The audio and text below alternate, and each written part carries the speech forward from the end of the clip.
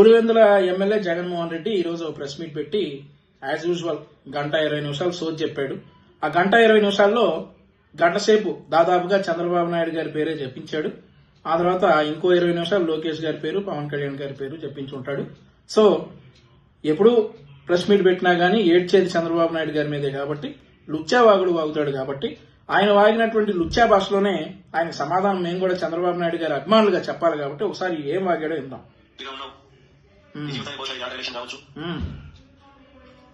రామకృష్ణ అనుకునే వయసులో కనీసం మాట్లాడాలని అనుకుంటే పుణ్యమన్నా వస్తాయి. ఈ మాదిరిగా చేస్తే నరకానికి పోతాం. ఇప్పుడు నేను మార్పు తెచ్చుకుంటాను బాబు పడతాను. ఈ పెద్ద మనిషి హితూ బలుకుతా ఉన్నాడట.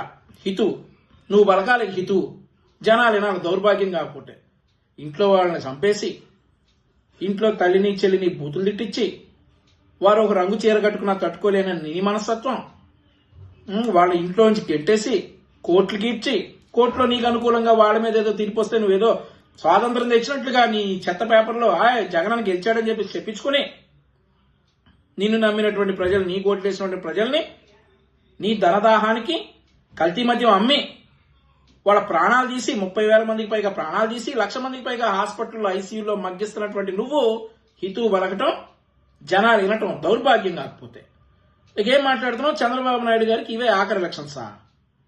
నీ అయ్యి కూడా అట్లాగే వాగి వాగి వాగి వాగి 2009 సెప్టెంబర్ 2వ తారీఖున హెలికాప్టర్ ఎక్కాడు. హెలికాప్టర్ ఎక్కేటప్పుడు పాపం తెలియదు ఆయనకు అదే ఆఖరి రోజు అని.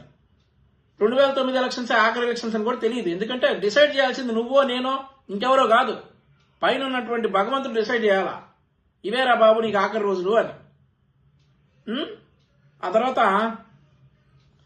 చంద్రబాబు నాయుడు గారికి ఇవే ఆఖరి ఎలక్షన్స్, ఇవే అని వాగిన ప్రతి ఒక్కడు ఈరోజు భూస్థాపితం అయిపోయారు.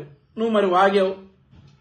అందరూ బాగుండాలి, అందులో మేము ఉండాలని అనుకుంటాం కాబట్టి నీకేం కాకూడదని అనుకుంటా ఉన్నాం. ఇంకో మాట చెప్తా ఉన్నావు,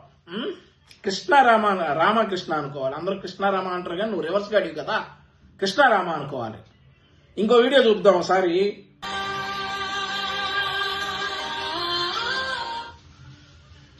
కొబ్బరికాయ కొట్టాలంటే పంతులు గారు రాయి ఎత్తి పట్టుకోవాలి.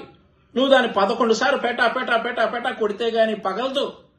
చంద్రబాబు నాయుడు గారు చక్కగా కొబ్బరికాయ పట్టుకుని నడు వంచి ఫ్యాట్మను కొడితే బద్దలుగా పగిలిపోయింది. నువ్వు ఇక చంద్రబాబు నాయుడు గారి వయసు గురించి మాట్లాడేవాడివి, చంద్రబాబు నాయుడు గారి హితూ బలికేవాడివి, చంద్రబాబు నాయుడు గారిని రామకృష్ణ అంట కూర్చోమనేవాడివి. నువ్వు కొబ్బరికాయ కొట్టలేని దద్దమ్మను నువ్వు చెప్పాలి చంద్రబాబు నాయుడు గారి వయసు గురించి, చంద్రబాబు నాయుడు గారు రామకృష్ణ అనుకోవడం గురించి నువ్వు చెప్పాలి. ఇక ఇంకోటి ఏంటి, ఇంకో విషయం, 2018లో తిరుపతి కొండెక్కావు, 3 గంటల 50 నిమిషాలు ఎక్కావు.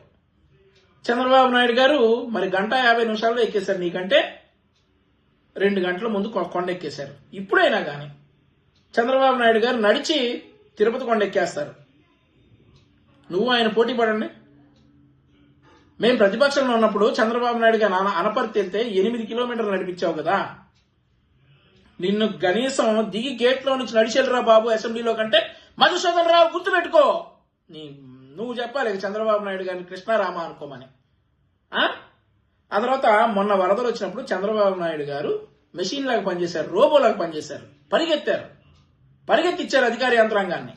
విజయవాడలో వరదలు వచ్చిన రోజు రైల్ ట్రాక్ల మీద పడి పరిగెత్తారు.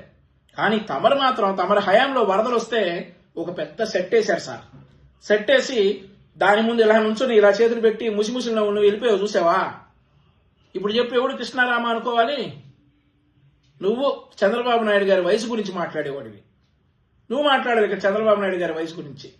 ఈ రోజు కూడా పార్టీ కేంద్ర కార్యాలయం గ్రీవెన్స్కి వస్తే చంద్రబాబు నాయుడు గారు 1.5 గంటల సేపు నుంచొని ప్రజల వినతులు విన్నారు. ఆ బతుకు ఎప్పుడన్నా ఏడ్చిందా నీకు? నువ్వు ఆ చంద్రబాబు నాయుడు గారి వయసు గురించి మాట్లాడేది. ఇక నరకానికి ఎవరు పోతారో చూద్దాం. ఈ మాదిరి పనులు చేస్తే నరకానికి పోతారన్నావు కదా. ఏ మాదిరి పనులు చేస్తే నరకానికి వెళ్తారో తెలుసా? ఏ మాదిరి పనులు చేస్తే?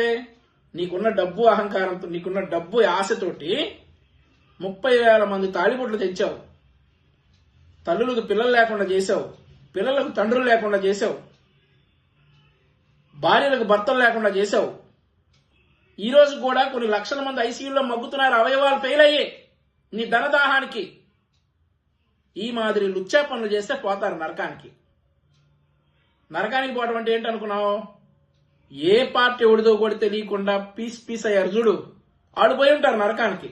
కానీ చంద్రబాబు నాయుడు గారు ఆంధ్రప్రదేశ్ రాష్ట్రానికి అవసరం కాబట్టి సాక్షాత్తు తిరుమల తిరుపతి వెంకటేశ్వర స్వామి పాదాల చెంత క్లైమోర్ మైన్లు పేలినా కానీ మృత్యుంజయుడై లేసొచ్చి ఈ రోజు మళ్లీ ఆంధ్రప్రదేశ్ రాష్ట్రం కోసం పాటుపడుతున్నాడు చంద్రబాబు నాయుడు గారు అనే వ్యక్తి. నువ్వు ఆయన గురించి మాట్లాడటం, హితువులు పడకటం రాష్ట్రానికి పట్టినటువంటి దౌర్భాగ్యం. చూద్దాం 2029లో ఎవరు ఎన్నికల్లో పాల్గొంటారో, అసలు వైఎస్ఆర్ కాంగ్రెస్ పార్టీ అనేది ఎన్నికల్లో కంటెస్ట్ చేస్తా లేదా, నువ్వనేవాడివి బయట ఉంటావా లోపల ఉంటావా, ఎవడు ముఖ్యమంత్రి అవుతాడో కూడా చూద్దాం. Wait and see. టైం